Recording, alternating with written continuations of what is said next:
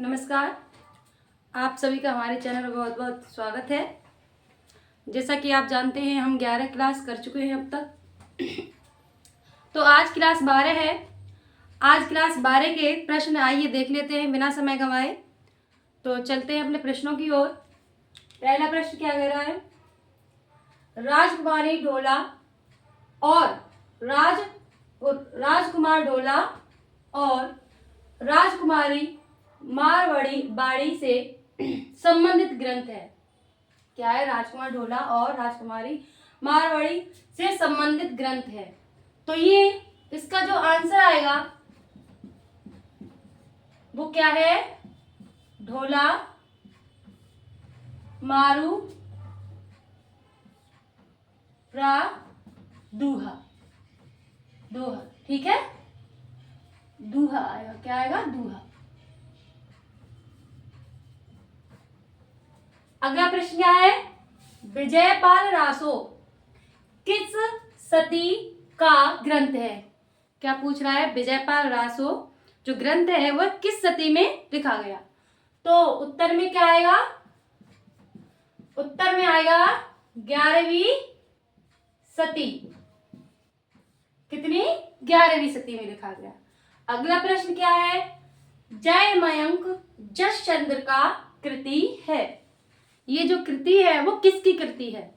उत्तर में क्या आएगा? उत्तर में आएगा जयमयंक जसचंद्र का कृति मधुकर कवि की है। किसकी है? मधुकर कवि की।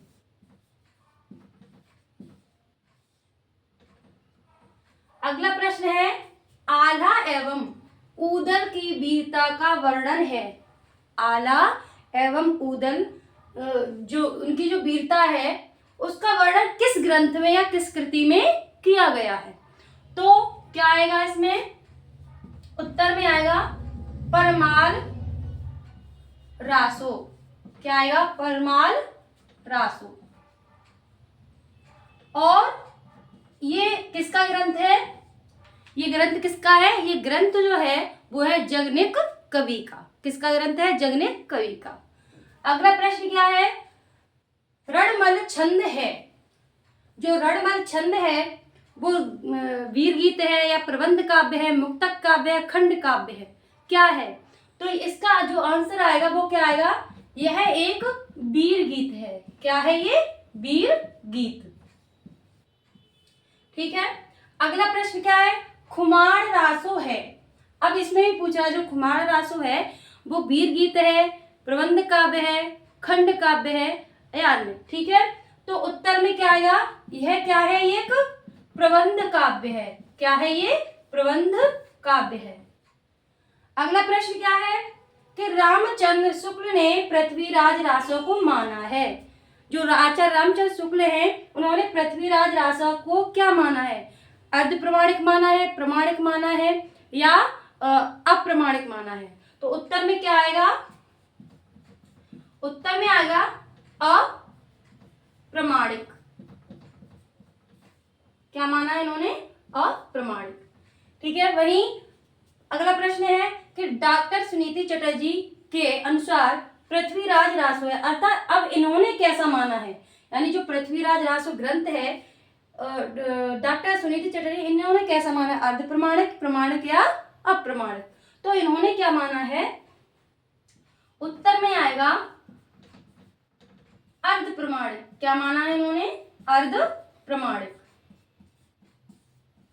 कई और कवि भी हैं जिन्होंने पृथ्वीराज रासो को प्रमाणिक, अर्ध प्रमाणिक या अप्रमाणिक भी माना है। जैसे कि डॉक्टर देवव्रत है, उन्होंने क्या माना है? अप्रमाणिक माना है। और ठीक है। अगला प्रश्न क्या है? पृथ्वीराज रासो प्रमाणिक किसने माना है? पृथ्वीराज रासो को प्रमाणिक किसने माना है? देखो पहला प्रश्न क्या था? अप्रमाणिक। दूसरा प्रश्न क्या है? अर्ध प्रमाणिक। अब तीसरा प्रश्न क्या कह रहा है कि भाई पृथ्वीराज रासो को प्रमाणिक किसने माना? कौन से कवि हैं? तो उत्तर में क्या आएगा? मिश्र बंधु। किसने माना है? मिश्र बंधु। इसमें और कवि भी हैं जिनको हम अगर याद करें तो उसकी ट्रिक क्या है? MS के क्या है, एम एस एम के। इसका अर्थ क्या है, एम माने मिश्र बंधु, एस माने श्याम सुंदर दास, एम माने मोहनलाल एवं विष्णुलाल और के माने कर्नल। तो ये इन्होंने क्या माना है, इन्होंने प्रमाणिक माना है किसको, पृथ्वीराज रासो को। तो बहुत आसान सी ट्रिक है, ऐसी अर्ध प्रमाणिक जो है उनकी भी ट्रिक है ना, अप्रमाणिक जिन्होंने कहा है उनकी भी ट्रिक है याद करने की। तो ये थी हमारी प्रमाणिक, जिन्होंने प्रमाणिक माना है इसको, उसकी ट्रिक, एम एस एम के। ठीक है, अब आता है कीर्तिलता की भाषा है, जो कीर्तिलता ग्रंथ है विद्यापति का, उसकी भाषा क्या है। ठीक है, तो उत्तर में क्या आएगा, उत्तर में आएगा ये अवहट्ट।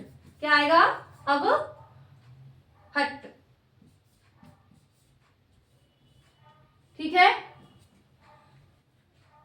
तो 10वां प्रश्न यानी कि आखिरी सवाल था ये। तो उम्मीद करती हूँ कि ये क्लास आपको अच्छी लगी होगी। यदि क्लास आपको अच्छी लगी है तो लाइक कमेंट शेयर अवश्य करें। मिलते हैं अपनी अगली क्लास में, तब तक के लिए नमस्कार, बहुत बहुत धन्यवाद।